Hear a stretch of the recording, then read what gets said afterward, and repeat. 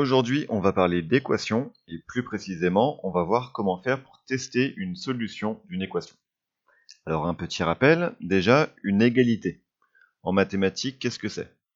Une égalité, c'est tout simplement une expression qui va contenir le symbole égal. Le mot égalité, il vient de là. Donc si j'écris 4 égale 3, oui, c'est une égalité. Elle vous dérange un petit peu parce que c'est une égalité fausse. En fait, on va différencier des égalités vraies et des égalités fausses. Donc 4 égale 3, c'est bien sûr une égalité fausse.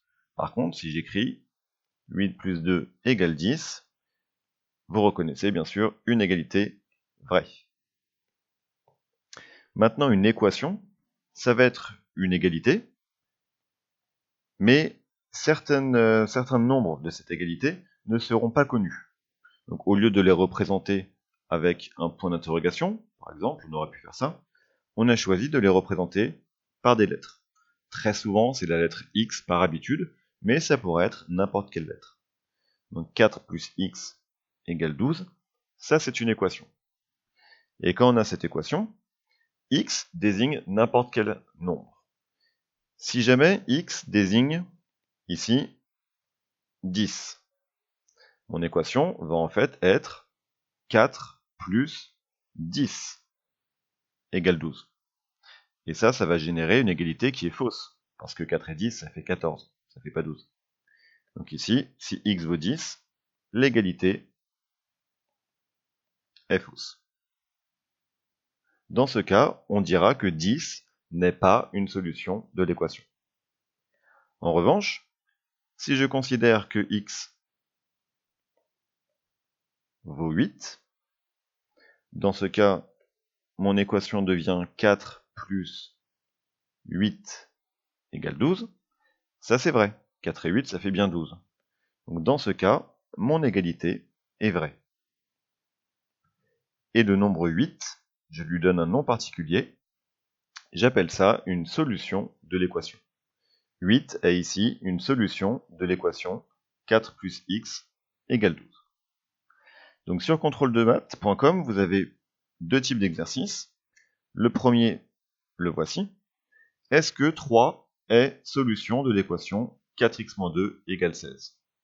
Donc pour vérifier si 3 est bien une solution, on va remplacer x par 3 et on va calculer séparément les deux membres de mon égalité.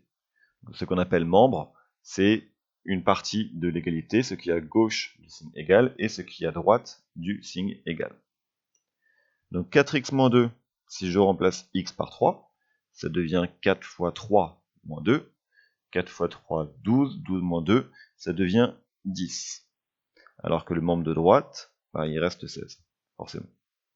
10 n'est pas égal à 16, donc je peux en déduire que 3 n'est pas solution de mon équation. Deuxième exemple.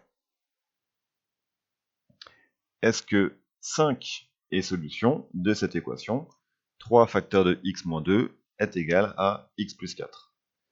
Même principe, je vais calculer chaque membre de mon égalité en remplaçant x par 5 pour tester. Donc dans le membre de gauche, ça va me donner 3 facteurs de 5 moins 2. 5 moins 2. Ce qui me donne 3 fois 3. Ce qui me donne bien sûr 9. À droite, x plus 4. Quand je remplace x par 5, ça me donne 5 plus 4. Ce qui me donne également 9. Ici, les deux membres de l'égalité désignent la même valeur, 9. Donc, 5 est bien une solution de l'équation. Et voilà, vous savez maintenant comment faire pour tester un nombre, pour voir si un nombre est solution d'une équation. Si tu penses avoir compris, alors abonne-toi à ma chaîne et viens vite sur contrôle-de-maths.com. Tu y trouveras toutes mes vidéos, des cours et des exercices aléatoires corrigés. À bientôt.